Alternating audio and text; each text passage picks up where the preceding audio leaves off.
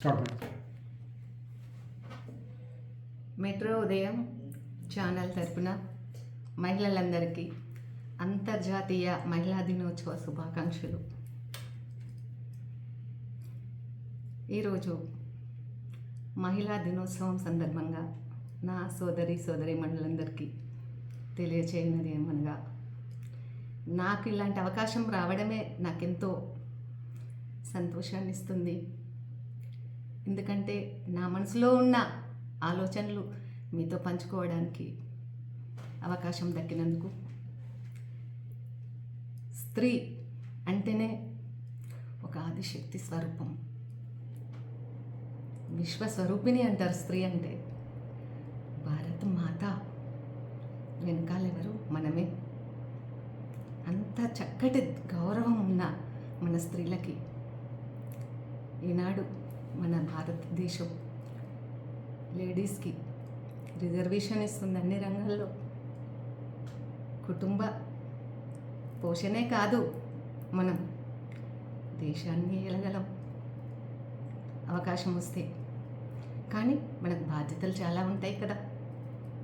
కల్లాపి జల్లేకా నుంచి గగనతల వరకు చేరగలం మనం తలుచుకుంటే. కానీ మన కుటుంబ బాధ్యతలు ముఖ్యం. కుటుంబాన్ని తీర్చిదిద్దుకుంటేనే కదా మన పిల్లలు రేపు భారత పౌరులు అవుతారు. ఆ బాధ్యత మనం సరిగ్గా నెరవేర్చాలి. మన పతిదేవులను గౌరవించుకోవాలి, అత్తమామలను గౌరవించుకోవాలి, తల్లిదండ్రులను చూసుకోవాలి. ఇవన్నీ చూసుకున్నాక ఇంకా కొద్దిగా సమయం దొరికింది అనుకుంటారు, అప్పుడు సమాజ సేవకి వెళ్దాం. మనకు భగవంతుడు సరిపడా ఇచ్చినాడు, చాలు. మనకు ఉన్న దాంట్లో నలుగురికి పంచుదాం. మళ్ళీ మళ్ళీ పుట్టాం కదా, మన వెంట తీసుకెళ్ళాం కదా. ఎంతోమంది అభాగ్యులు ఉన్నారు, మనకంటే హీన దశలో ఉన్నారు, అంధులు, కుంటివారు, అనాథలు, వృద్ధాశ్రమాలు. ఇలా మనం ఏదో ఒకటి ఎంచుకొని మనకు తోచినంత మన సేవను ఉపయోగించుదాం, ఆర్థిక సహాయం చేద్దాం.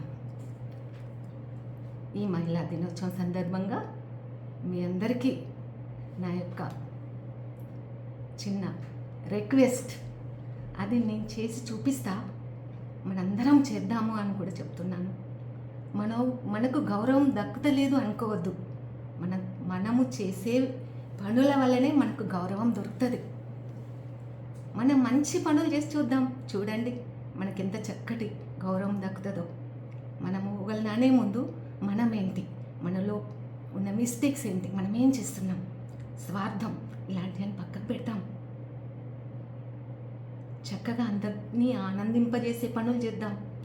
ఎవరు నొచ్చుకునే విధంగా చేయకూడదు. మనం ఇలా ఉన్నప్పుడు మనకు ఎందుకు గౌరవం దక్కదు? మనల్ని కూడా చాలా గౌరవిస్తారు.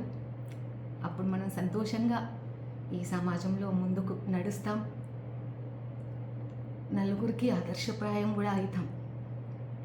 సంతోషం. ఇలాంటి అవకాశం ఇచ్చిన టీవీ ఛానల్ వారికి, మెట్రో ఛానల్ వారికి ధన్యవాదాలు.